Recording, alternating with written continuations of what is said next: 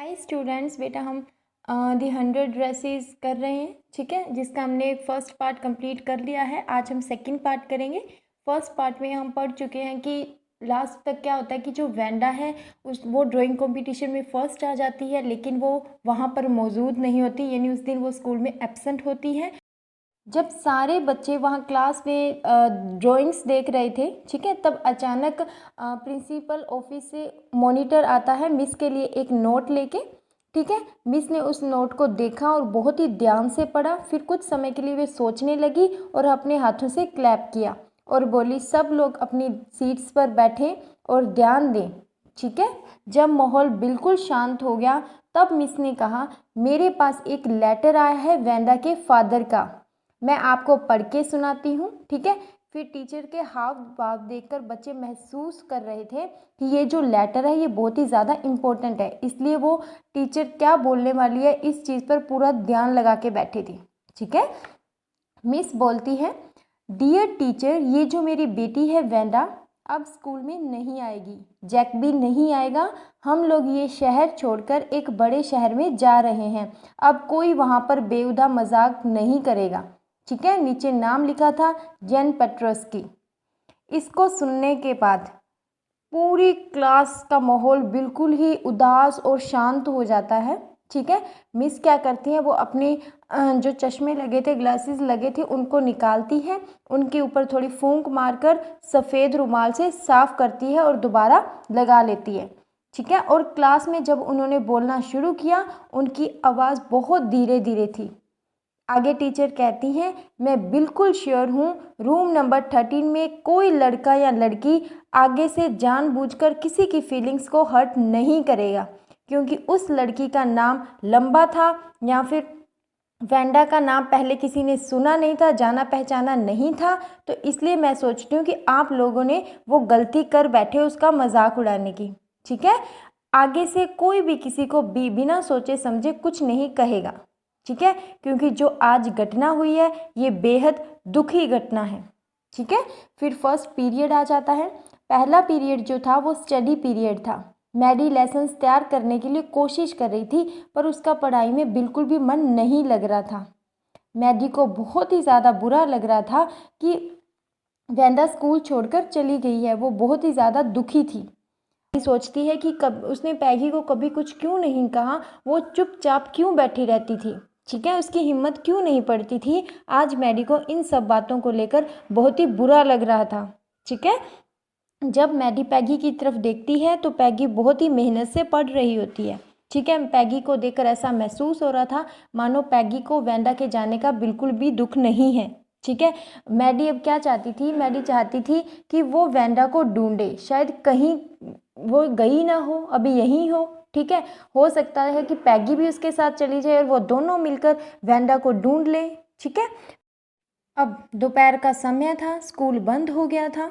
ठीक है, फिर पैगी क्या करती है, वो मैडी को बोलती है, चलो हम वेंडा के घर जाते हैं। ठीक है, पैगी ने मैडी को ये बताया कि उसने कभी भी वेंडा को फॉरेनर नहीं कहा था, विदेशी कहकर नहीं पुकारा था। ठीक है, और वो कहती है कि मुझे कभी नहीं ऐसा लगा कि वेंडा किसी मजाक का बुरा मानती होगी या उसके बारे में वो सोचती भी होगी। मैं तो उसे बहुत ही गूंगी बहरी सी लड़की समझती थी जो चुपचाप बैठी रहती थी।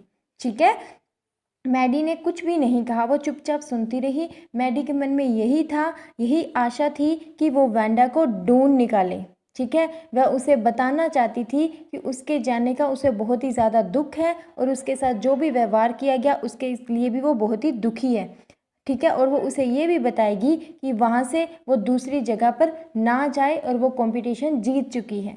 ठीक, आखिरकार पैगी और मैडी हाइट्स में वेंडा के घर पहुँच गए। ठीक है, वेंडा वहाँ रहती थी, तो जब वो जाते हैं घर बिल्कुल टूटा फूटा था लेकिन साफ सा दिखाई दे रहा था। ठीक है, लेकिन वहाँ पर ऐसा लग रहा था मानो कोई रह ही नहीं सकता, कोई रहता ही नहीं है। ठीक है, जब पैगी ने दरवाजे को खटखटाया परंतु वहाँ पर कोई भी उत्तर नहीं मिला। ठीक है, क्योंकि जो वेंडा और उसकी फैमिली थी वो वहाँ से जा चुके थे। ठीक है, अब मैडी को और ज़्यादा बुरा लगा कि अब वो उससे कैसे माफ़ी मांगेगी, वो तो यहाँ से चली गई है। ठीक है। पैगी ने मैडी को बताया कि जब उसने वेंडा को 100 ड्रेसेस के बारे में पूछा था वो बुरा नहीं था, क्योंकि जिस दिन उसने पूछा था उस दिन वेंडा के दिमाग में बहुत ही अच्छे अच्छे विचार आ रहे थे ड्रेसेस को लेकर, और वो बता रही थी, और उन्हीं विचारों का यूज़ उसने अपनी ड्राइंग्स में किया, जिसकी वजह से वो विनर बन गई। नहीं तो वो कभी भी ये मुकाबला नहीं जीत सकती थी। ठीक है। लेकिन मैडी पैगी की बातों पर बिल्कुल ध्यान नहीं देती, वो बहुत ही ज़्यादा उदास होती है। ठीक है। अब रात का समय था, मैडी सिर्फ वेंडा के बारे में सोच रही थी, वेंडा की ड्रेसेस के बारे में, वेंडा के घर के बारे में। उसे बिल्कुल भी अच्छा नहीं लग रहा था। अब मैडी ने डिसीज़न लिया, अपने आप में एक निर्णय लिया कि आगे से उसके सामने कोई एक इंसान दूसरे का मजाक उड़ाएगा तो वो इसे बर्दाश्त नहीं करेगी। वो साफ बोलने की हिम्मत रखेगी, चाहे उसका कोई बेस्ट फ्रेंड ही क्यों ना हो, उसे अपनी दोस्ती ही क्यों ना तोड़नी पड़े। ठीक है। अब क्या है कि सैटरडे का दिन था, मैडी पैगी दोनों साथ थे। उन्होंने डिसाइड किया कि वो वेंडा को एक लेटर लिखेंगी। ठीक है। फिर वो क्या करती हैं, एक लेटर लिखती हैं जिसमें वेंडा की ड्रेसेस की प्रशंसा करती हैं। ठीक है। और ये कहती हैं कि उन्हें बहुत ही ज़्यादा दुख है उसके जाने का। ठीक है। और वो ये लेटर बोंगीज हाइट्स पर भेज देती हैं ये लेटर। ठीक है। अब क्या है कि जो मैडी और पैगी ने वेंडा को लेटर लिखा था उसका कोई भी जवाब नहीं आता। ठीक है। पैगी ने तो अब इस बात को बोलना भी शुरू कर दिया था, लेकिन मैडी के मन में अभी भी वेंडा ही घूम रही थी, उसे वो वेंडा को भूल ही नहीं पा रही थी। ठीक है। अब क्रिसमस का टाइम था। कहती है जो लड़की ड्राइंग कंपटीशन में विनर थी, आज उस लड़की का मुझे लेटर आया है।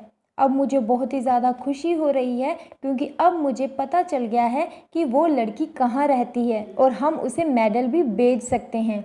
मैं चाहती हूँ ये वेंडा का जो लेटर आया है मैं आप सबको पढ़ के सुनाऊँ। अब जितने भी बच्चे थे वो बिल्कुल शांत हो जाते हैं, क्योंकि वेंडा का वो लेटर में क्या लिखा है वो ये सुनना चाहते थे। ठीक है। जैसे ही मिस पढ़ के सुनाती है उसमें लिखा था, हाय मिस, आप कैसी हैं, आपका रूम नंबर 13 कैसा है, सब ठीक है।